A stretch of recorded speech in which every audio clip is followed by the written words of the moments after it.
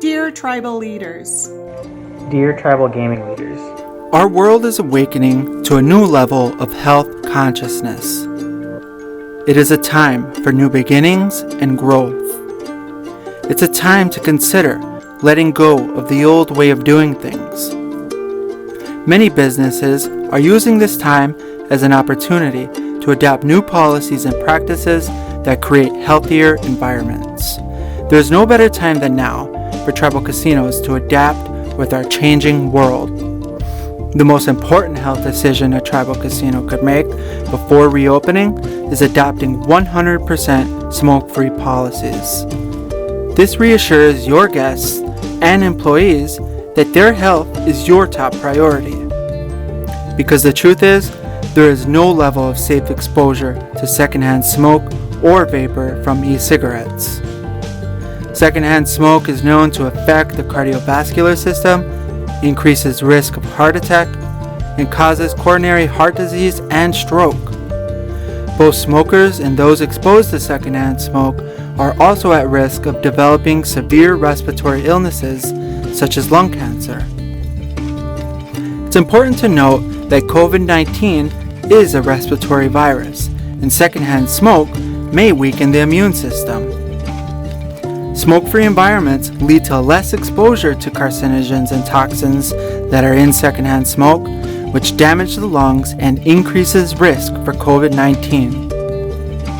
Currently, there are only 8 out of 500 tribal casinos in the United States that have 100% smoke-free policies. They credit a healthy and productive workforce to smoke-free air and shared the following quotes about their casinos.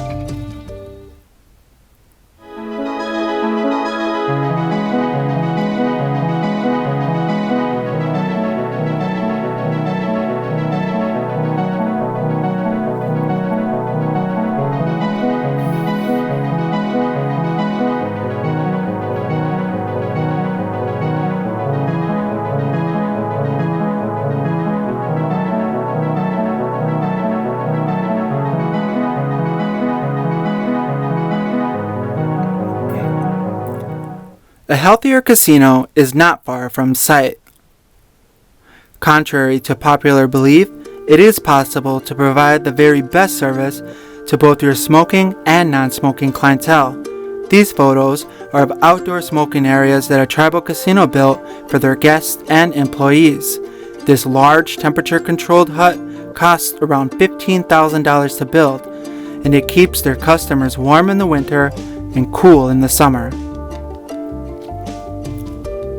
There are many options to accommodate smokers, but the fact is, there are far less people who smoke today than there were when casinos first opened.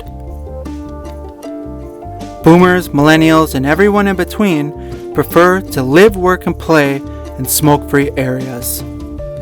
our tribal casinos employ many people throughout the country, including some of our own relatives.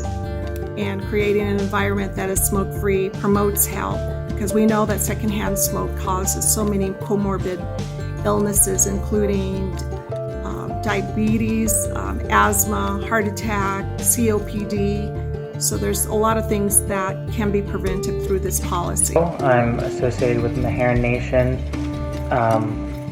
I want tribal casinos to reopen smoke-free. My family and I both love going to tribal casinos and playing the games, but even when COVID goes away, there's always going to be the risk that somebody's going to get sick and it's going to come back. And by being around secondhand smoke, it just puts you at much higher risk. I don't know that we can continue to risk the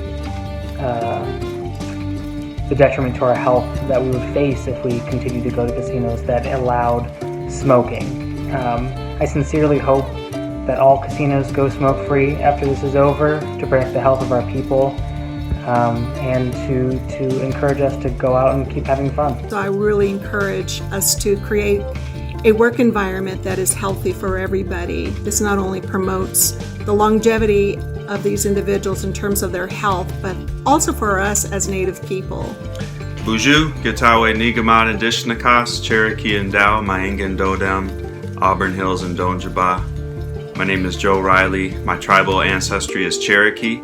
I live here in Auburn Hills, Michigan, in the land of the Anishinaabe, and I want to voice my support for smoke-free tribal casinos. I'm a singer and I've sung in many tribal casinos, and it would be a wonderful help to all singers and performers to be able to perform and work in a smoke-free environment. And I would increase my patronage of all casinos if they were smoke-free.